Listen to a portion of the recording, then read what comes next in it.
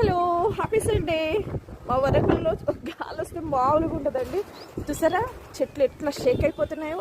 ఇప్పుడు టైం వచ్చి ఎంతైంది కన్నా 6 కావస్తుంది అనుకుంటానండి. 6:15 అయినా సరే బాగానే ఉంది, అంటే వెళ్తురు బాగానే ఉంది.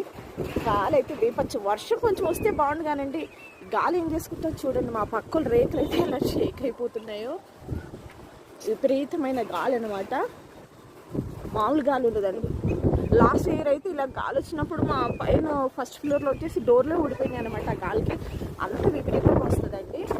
ఓకే, మా వరంగల్ పరిస్థితి అయితే ఇట్లా ఉన్నది.